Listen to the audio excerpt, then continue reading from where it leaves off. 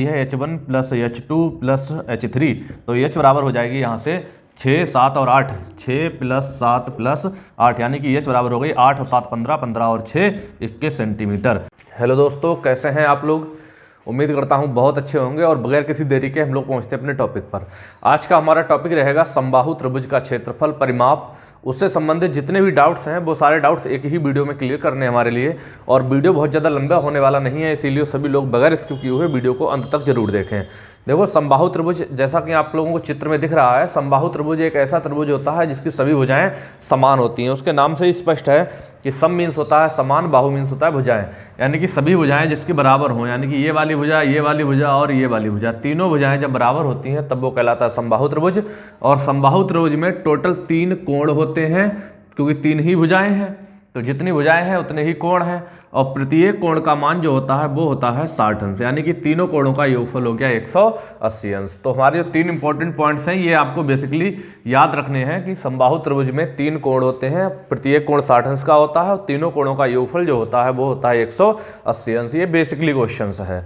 अब हम इसके 5 कंडीशंस होती हैं इसकी, वो समझ लेते हैं। वो सबसे ज़्यादा इंपॉर्टेंट कंडीशन है। उन कंडीशनों को अगर आप लोग समझ गए ना, तो समबाहु त्रिभुज से संबंधित कितना भी कठिन से कठिन क्वेश्चन क्यों ना आ जाए, चुटकी में हल करके धुआं बना देंगे उसके लिए। तो सबसे पहली कंडीशन हम लोग समझते हैं हमारी क्या है। सबसे पहली कंडीशन हमारी रहेगी, देखिए एक त्रिभुज बना रहे हैं हम। ये त्रिभुज हमारा कहलाता है समबाहु त्रिभुज, जिसकी सभी भुजाएं समान हैं। और यहाँ से अगर हम एक लंब डाल दें इस भुजा पे, तो ये लंब जो है ये, इसके लिए हम लोग लंब भी कह सकते हैं, भुजा से डाला गया लंब। यही जो है ऊंचाई भी कह सकते हैं इसके लिए, कि त्रिभुज की ऊंचाई है ये, जो भी होगी, जितनी भी इसकी माप हो, ये ऊंचाई कहलाएगी। इसी को लोग हम लोग माध्यिका भी कह सकते हैं, ठीक है। इसी को हम कह सकते हैं कोण समद्विभाजक, इसी को हम कोण समद्विभाजक भी कह सकते हैं। और इसी को हम कह सकते हैं लंब समद्विभाजक, लंब समद्विभाजक, ठीक है। तो 5 नाम हो गए समबाहु त्रिभुज के लिए। यही वाली भुजा लंब भी कहलाती है, यही भुजा ऊंचाई कहलाती है, यही भुजा माध्यिका कहलाती है, यही कोण समद्विभाजक कहलाती है, और यही भुजा जो है लंब समद्विभाजक कहलाती है। यानी कि एक ही भुजा होती है जो सारे नामों से जानी जाती है समबाहु त्रिभुज के लिए, ठीक है। और जो ऊपर वाला हिस्सा होता है इसका पार्ट, ये 2 भागों में बटा हुआ होता है, और ये जो होता है 1 भाग में डिवाइड होता है। यानी कि ऊपर वाली ये लंबाई जो है अगर 2 सेंटीमीटर है तो नीचे वाली 1 सेंटीमीटर होगी, ऊपर वाली 8 है तो नीचे वाली 4 होगी, यानी कि ये दुगनी होगी और ये 1 सेंटीमीटर। और ये बिंदु जो है ये इसका केंद्र बिंदु कहलाता है, त्रिभुज का केंद्र बिंदु कहलाता है, ठीक है। और जो भुजा होती है ये कहलाती है 2√3 भागों में डिवाइडेड होती है। यानी कि ये 2 भाग है, ये 1 भाग है, तो ये 2√3 भाग है भुजा। और त्रिभुज की सभी भुजाएं बराबर होती हैं, इसीलिए हम कह सकते हैं बेसिकली कि जो है 2 भाग ये, 1 भाग ये, और ये 2√3, सभी भुजाएं इसकी 2√3 ही होंगी, ठीक है। पहला पॉइंट ये नोट कर लीजिए। दूसरा पॉइंट इसका ये है हमारा कि एक समबाहु त्रिभुज है हमारे पास। इस समबाहु त्रिभुज में अगर हमें एक अंतःवृत्त खींचना है इस त्रिभुज के अंदर, तो जो हमारा सेंटर बिंदु होगा, इसके ये जो वृत्त होगा वो इसकी सभी भुजाओं को स्पर्श करता हुआ जाएगा। इस तरह से अंतःवृत्त जो बनेगा वो सभी भुजाओं को स्पर्श करता हुआ बनेगा। और इस वृत्त का जो केंद्र बिंदु होगा वो ये होगा, और इसकी जो त्रिज्या होगी स्मॉल r, ठीक है, ये 1 भाग के बराबर होगी। ये वाला जो 1 भाग है वही 1 भाग, यानी कि अगर 1 सेंटीमीटर तो 1, 2 है तो 2, यानी कि 1 भाग के बराबर होगी इसकी जो त्रिज्या होगी। और ये वृत्त जो कहलाएगा वो कहलाएगा अंतःवृत्त, ठीक है। तो अंतःवृत्त की त्रिज्या r बराबर जो हो जाएगी वो होगी 1 भाग के बराबर। जितना भाग इसकी लंब है, माध्यिका है, उसके 1 भाग के बराबर अंतःवृत्त की त्रिज्या हो जाएगी। तीसरी कंडीशन इसमें क्या बनेगी? तीसरी कंडीशन बनेगी, अगर कोई हमारा त्रिभुज है समबाहु त्रिभुज, और इस समबाहु त्रिभुज के बाहर एक वृत्त खींचा जाए जिसे हम लोग परिवृत्त कहते हैं, वो इस तरह से बनने वाला है परिवृत्त। ये परिवृत्त बन गया। इसका जो केंद्र बिंदु होगा परिवृत्त का वो यहाँ पे होगा, ठीक है। और ये वाली इसकी त्रिज्या कहलाएगी, जिसे हम लोग कैपिटल R कहते हैं, ठीक है। और ये कैपिटल R जो है 2 भाग के बराबर होगी। यानी कि जो ऊपर वाली ये जो माप है ये कहलाती है वृत्त, जो बाहर वाला वृत्त है यानी कि परिवृत्त, जिसे हम लोग परिवृत्त कहते हैं। तो परिवृत्त की जो त्रिज्या होती है कैपिटल R, वो जो है 2 भाग के बराबर होती है। ठीक है, अंतावृत्त की त्रिज्या 1 भाग के बराबर और परिवृत्त की त्रिज्या होती है वो 2 भाग के बराबर होती है। अब चौथी कंडीशन हमारी ये है, ठीक है, कि ये हमारा एक समबाहु त्रिभुज है। इस समबाहु त्रिभुज की भुजाओं के द्वारा वृत्त के अंदर किसी भी बिंदु पर एक लंब डाला जाए, ये इस तरह से या इस तरह से या इस तरह से कोई भी एक लंब डाल दिया जाए। अगर इसकी ऊंचाई जो है h1 है और इसकी h2 है, इसकी h3 है, तो अगर हमारा प्रश्न आ जाए कि पूरे त्रिभुज की ऊंचाई क्या होगी, पूरे त्रिभुज की ऊंचाई क्या होगी, ऊंचाई यानी कि h क्या होगी, तो h बराबर हो जाएगी h1 plus h2 plus h3 के बराबर। ठीक है, अगर त्रिभुज की भुजाओं से किसी भी बिंदु पर लंब डाले गए हैं तो उन लंबों की टोटल ऊंचाई के बराबर ही त्रिभुज की ऊंचाई होगी, यानी कि h1 plus h2 plus h3 बराबर h बराबर हो जाएगा h1 plus h2 plus h3। इतनी बात क्लियर हो गई होगी उम्मीद करता हूँ। चलिए इसे नोट कर लीजिए। इसके बाद एक इम्पॉर्टेंट चीज़ और बताने जा रहा हूँ, यहीं पे हम नोट कर देते हैं, त्रिभुज का परिमाप क्या होता है। ठीक है, समबाहु त्रिभुज का परिमाप पीछे हम लोग पढ़ चुके हैं कि त्रिभुज का परिमाप क्या होता है। त्रिभुज का परिमाप होता है सभी भुजाओं के योग के बराबर, तो चाहे वो समबाहु हो चाहे विषमबाहु हो चाहे कैसा भी हो, यानी कि सभी भुजाओं के योग के बराबर। तो सभी भुजाओं के योग के बराबर, तो सभी भुजाओं का योग क्या होगा। अगर एक भुजा हमारी ए है, अगर एक भुजा ए है तो समबाहु त्रिभुज में सभी भुजाएं बराबर होती हैं, यानी कि a प्लस ए हम कह सकते हैं 3a, या हम कह सकते हैं 3 गुणा भुजा। 3 गुणा भुजा यही कहलाता है समबाहु त्रिभुज का परिमाप। उम्मीद करता हूँ बहुत अच्छे से समझ गए होंगे। समबाहु त्रिभुज का अगर परिमाप हमें निकालना है तो वो कहलाएगा 3 गुणा भुजा। ठीक है, और ऊंचाई h1 plus h2 plus h3। परिवृत्त की त्रिज्या r बराबर 2 भाग के बराबर होगी, अंतःवृत्त की त्रिज्या r बराबर 1 के बराबर होगी, और पूरी जो ऊंचाई होगी त्रिभुज की, पूरी जो ऊंचाई होगी वो h बराबर कै भाग के बराबर होगी, 3 भाग के बराबर, क्योंकि 2 और 1 3, तो 3 भाग के बराबर इसकी पूरी ऊंचाई हो गई। इसे नोट करिए, फिर हम लोग आगे बढ़ते हैं। अब देखिए समबाहु त्रिभुज के क्षेत्रफल की बात करें तो समबाहु त्रिभुज का जो क्षेत्रफल होता है वो होता है √3/4 गुणा भुजा स्क्वायर। सभी भुजाएं बराबर होती हैं समबाहु त्रिभुज की, इसीलिए हम लोग कर लेते हैं √3/4 गुणा भुजा स्क्वायर। समबाहु त्रिभुज की ऊंचाई निकालने के लिए एक फार्मूला और होता है √3/2 गुणा भुजा, ऊंचाई ज्ञात करने के लिए। अगर समबाहु त्रिभुज की ऊंचाई हमें ज्ञात करनी है तो √3/2 गुणा भुजा, हम ये फार्मूला भी लगा सकते हैं। ठीक है, इसके बाद मैंने ऊंचाई आपको निकालना बताया भी है कि ऊंचाई 3 भाग के बराबर होती है। 3 भाग भी याद रखिए और ये फार्मूला भी याद रखिए, बहुत आसानी से क्वेश्चंस को हम लोग हल करेंगे।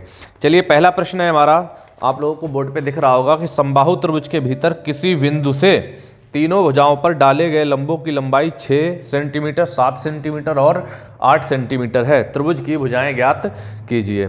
तो आपके लिए त्रिभुज की भुजाएँ अगर ज्ञात करनी है, हाँ करें, त्रिभुज की भुजाएं ज्ञात कीजिए।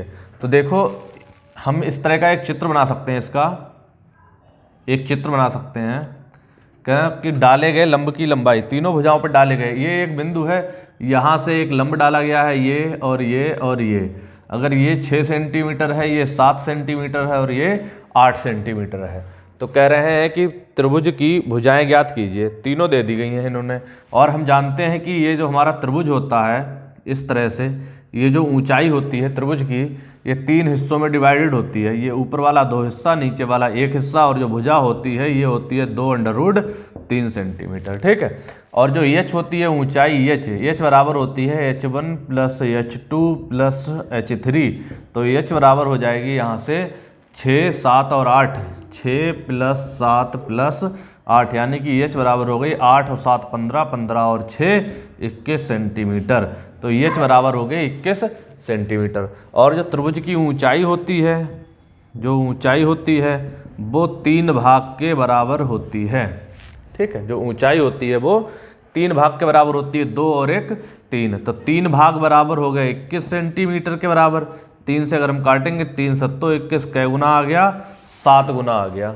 ठीक है, जब ये 7 गुना आ गया हमें निकालनी है भुजा, और भुजा हमारी होती है 2√3 भाग 2√3 के बराबर है, गुणा कर लेंगे हम इसे 7 से, यानी कि 7 दूनी 14√3 सेंटीमीटर। तो त्रिभुज की जो भुजाएं हो गई वो हो गई 14√3 सेंटीमीटर बाय, तो जो भुजाएं हो गई वो हो गई 14√3 सेंटीमीटर। अब त्रिभुज की तीनों भुजाएं बराबर होती हैं, तो पहली भुजा भी 14√3 होगी, दूसरी भुजा भी 14√3 होगी और तीसरी भुजा भी 14√3 सेंटीमीटर ही होगी। उम्मीद करता हूं समझ गए होंगे। चलिए अब हम लोग नेक्स्ट क्वेश्चन पर आगे बढ़ते हैं। अगला प्रश्न देखिए, आपको दिख रहा है कि किसी समबाहु त्रिभुज की माध्यिका दी है 6√3 सेंटीमीटर, कह रहे हैं उसका परिमाप ज्ञात कीजिए। तो समबाहु त्रिभुज की माध्यिका दे दी है, तो माध्यिका को माध्यिका से काट दीजिए और भुजा निकाल लीजिए, भुजा के माध्यम से हम लोग परिमाप ज्ञात कर लेंगे। तो देखिए प्रश्न दिया हुआ है, प्रश्न के माध्यम से अगर हम थोड़ा सा चित्र बना के आपको समझा दें, आप इसको दिमाग में अपने बैठा लीजिए कि ये केंद्र बिंदु होता है, ये 2 भाग के बराबर होता है, ये 1 भाग के बराबर होती है, और ये जो भुजा होती है ये 2√3 के बराबर होती है। ठीक है, इतनी सी अगर चीज़ आप याद रखेंगे तो कोई फार्मूला आपको याद नहीं करना है। इन्होंने माध्यिका दे रखी है, माध्यिका, तो जो माध्यिका दे रखी है वो दे रखी है इन्होंने 6√3 सेंटीमीटर। माध्यिका 6√3 सेंटीमीटर है, पर हमारी जो माध्यिका होती है वो देखो 2 और 1 3 भाग के बराबर होती है, यानी कि 3 भाग बराबर 6√3 सेंटीमीटर, 3 दूनी 6, यानी कि 2√3 गुना जो माध्यिका है वो 2√3 गुना के बराबर है। ठीक है, अब हम इसकी पहले भुजा निकाल लें। तो भुजा बराबर होती है हमारी 2√3, भुजा जब 2√3 के बराबर है और 2√3 गुना है तो 2√3 से गुणा कर लीजिए इधर, तो ये हो जाएगा 2 दूनी 4 और 3 दूनी गुणा 3 करेंगे, यानी कि 4 तियाँ 12 सेंटीमीटर। ठीक है, भुजा तो आ गई 12 सेंटीमीटर, हमें चाहिए है इसका परिमाप। तो परिमाप बराबर होता है 3 गुणा भुजा। ठीक है, यानी कि 3 गुणा 12, 12 तियाँ होते हैं 36 सेंटीमीटर, यानी कि ऑप्शन संख्या सी हमारा बिल्कुल करेक्ट आंसर है। तो परिमाप हो गया 36 सेंटीमीटर। ठीक है, फिर से एक बार समझ लीजिए, प्रश्न में उन्होंने माध्यिका दे रखी है कि 6√3 सेंटीमीटर है। जब प्रश्न में माध्यिका दे रखी है 6√3 सेंटीमीटर और माध्यिका हमारी 2 और 1 3, यानी कि 3 भाग के बराबर होती है, और 3 से इसे काटेंगे तो 2√3 गुना आ जाएगा, और हमें भुजा ज्ञात करनी है। तो पहले जब हम भुजा निकालेंगे, भुजा हमारी देखो 2√3 है, तो 2√3 को 2√3 से गुणा करेंगे तो आ जाएगी ये 12 सेंटीमीटर। ठीक है, परिमाप निकालना है तो परिमाप बराबर होता है 3 गुणा भुजा, यानी कि 3 गुणा 12 बराबर हो गया 12 तियाँ 36 सेंटीमीटर। ठीक है, नोट करिए, अगले प्रश्न पे आगे बढ़ते हैं। अगला प्रश्न है, देखिए, कह रहे हैं कि किसी समबाहु त्रिभुज की आंतरिक भुजा √3 सेंटीमीटर है, उस त्रिभुज का परिमाप ज्ञात कीजिए।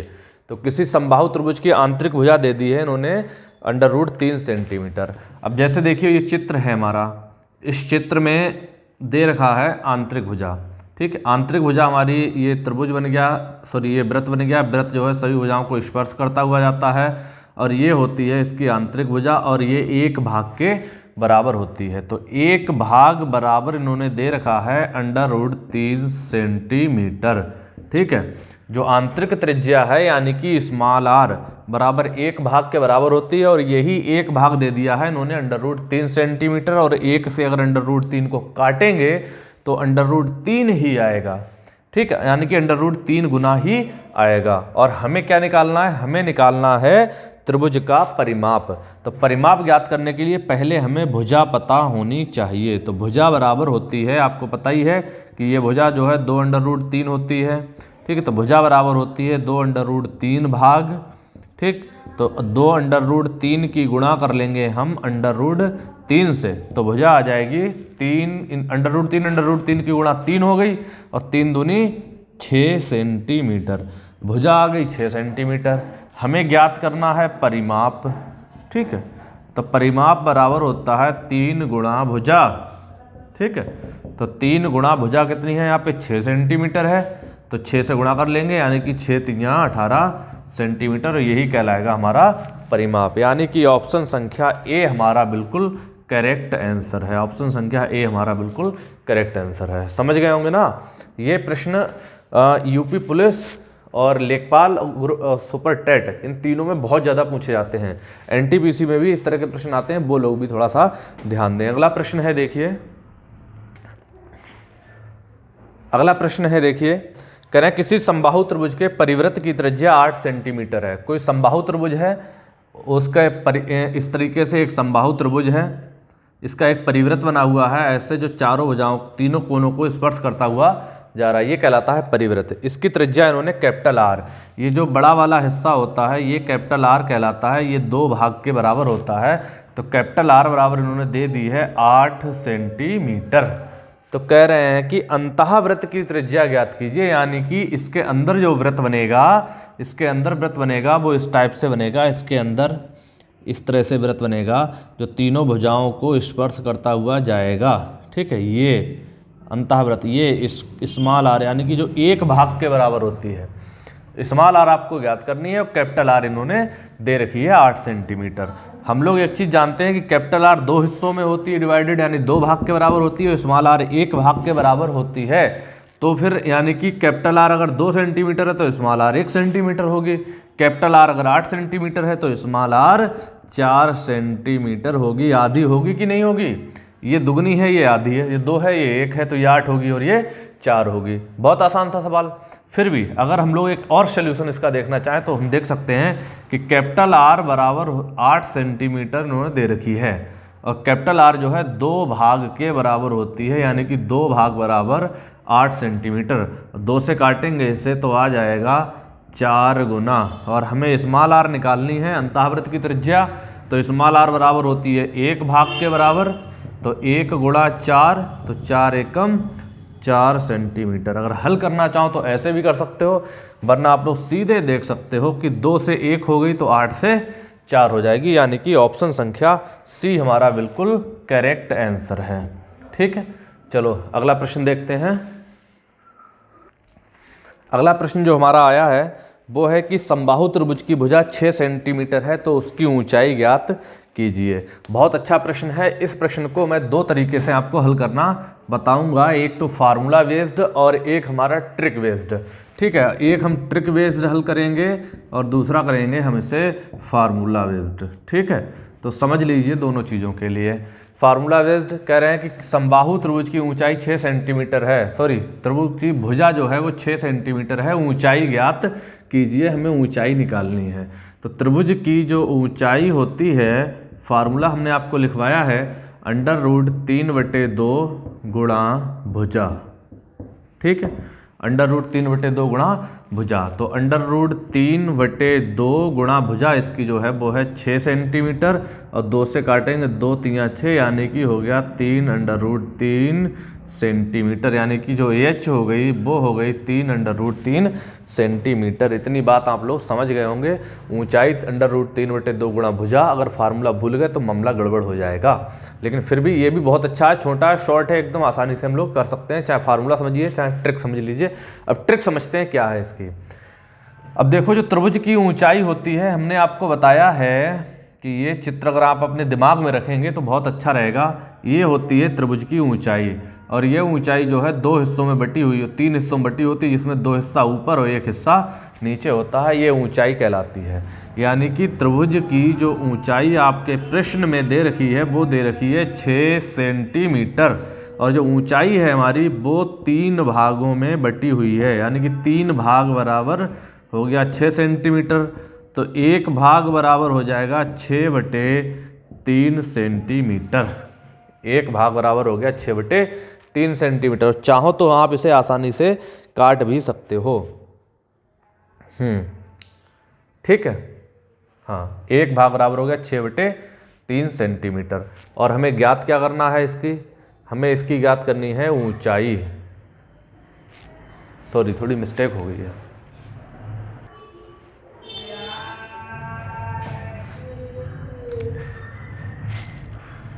अब देखिए ट्रिक में क्या है, आपको अपना चित्र जो है ये दिमाग में रखना पड़ेगा। इस चित्र को आप अगर दिमाग में रखेंगे तो बहुत अच्छे से समझ लेंगे। ये उसकी ऊंचाई कहलाती है और उसकी ऊंचाई जो है टोटल 3 हिस्सों में बटी हुई रहती है, जिसमें 2 हिस्सा ऊपर और 1 हिस्सा नीचे रहता है। और ये जो भुजा होती है ये होती है 2√3 हिस्सों में बटी हुई। ठीक है, तो यहाँ पे त्रिभुज की भुजा दी हुई है, भुजा बराबर दे दी है इन्होंने 6 सेंटीमीटर। तो हमारी जो भुजा है वो 2√3 भाग में बटी हुई है, 2√3 भाग बराबर हो गया 6 सेंटीमीटर।